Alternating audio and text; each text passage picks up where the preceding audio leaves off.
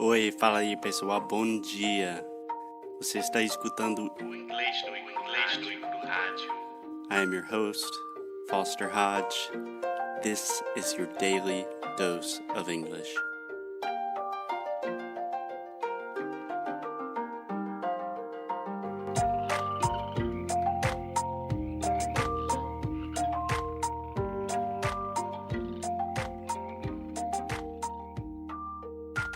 Hey guys, what's up? It's Foster. I'm going to give a brief introduction and talk a little bit about what happened yesterday. So yesterday we were talking about Benny Lewis, the founder of Fluent in 3 months, the most famous language blog in the world. And the conversation kind of drifted with Alexia's guidance towards donuts, makeup, and it was wonderful. But I did want to touch on a couple of points about Benny. Is that cool, Alexia? Yeah. Is that okay with you? Of course. Yeah? So yesterday we talked about the first 2 points of Benny's book that is called Fluent in 3 months. Really the first point is you should always study a language before you travel, right? You have the internet, use the internet to your advantage. Or if you can find native speakers in your city, that's even better. The second point is really start speaking from day one. So, Alexia, would you recommend someone, let's say, do you have any friends that speak zero English? Yes. Okay. Would you recommend to them today start speaking English with a native speaker? If I would recommend them to start, or what I would recommend. Sorry, I didn't understand. Okay, so one of Benny Lewis's principal philosophies is you start speaking on day one. So, for example, if a Brazilian wants to learn English, they make the decision, they say, vou aprender inglês. Primeiro dia, eles vão falar com falante nativo. Yeah, I would recommend that. It was how my dad learned French. Yeah? Yeah. So do you have any recommendations with that? Because it's pretty scary. I think that if you are going to have a very, very good class lesson with a professional, right? They will know how to get along with that. So it's like I, you. Yeah. So Marco, my dad, Foster, teacher. So that's what I always tell my students is you will be surprised how much you know. Yeah. Just from the small amount of information. I remember something that Tony Marsh told us on, I think, episodes 37 and 38. He's saying that with just one word, with saying like I or I am, I'm, right? I'm Foster. I'm a boy. I'm American. And then you can say you're, like you are. You're Alexia. Mm-hmm. You're Brazilian. You're 28. You're beautiful. You love donuts. Right? So even with a very, very small information, you can start talking pretty soon. Yeah, I do agree with that. Cool.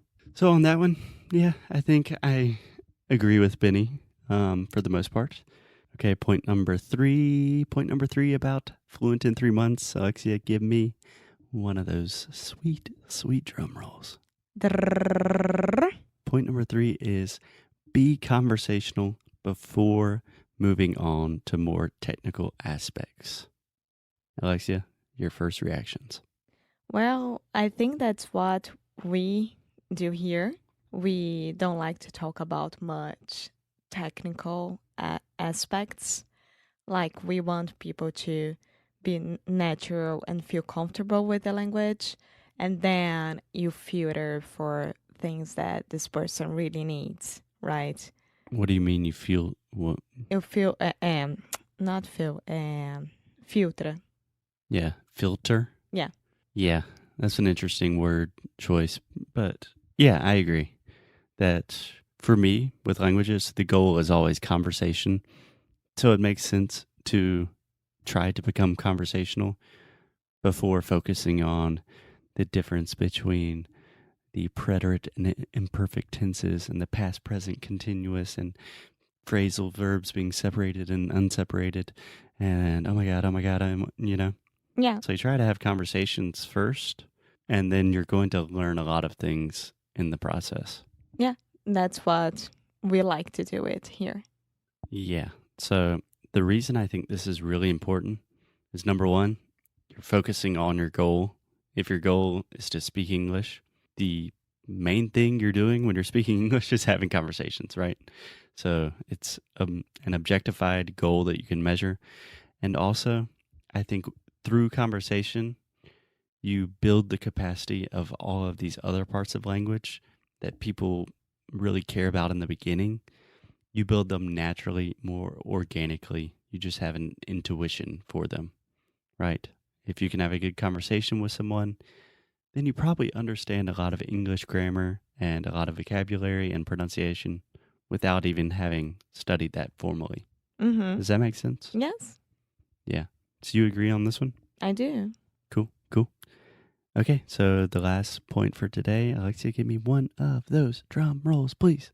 Drrrr. Benny's last point is adapt to the culture. Always keep practicing and master one language before starting another. Yeah, So that's really like 3 points there. that's what the last point about this, like master one language before taking on another, is one thing that I always tell my students that they are trying to learn Portuguese and Spanish at the same time. And I'm always like, no, don't do that. Don't do that with you and with me, because it's ridiculous, you know. So I always tell them, like, choose one first. I'll wait. I'll be here. Yeah. No problem at all. I totally agree. And I have a lot of opinions on that. So I think that's a good podcast episode. Learning 2 languages at once. Cool. So adapting to the culture and always keep practicing. I think this is fundamental. And I don't think people give it enough attention. So adapting to the culture is like when you're here, it's really easy for you to live like an American every day.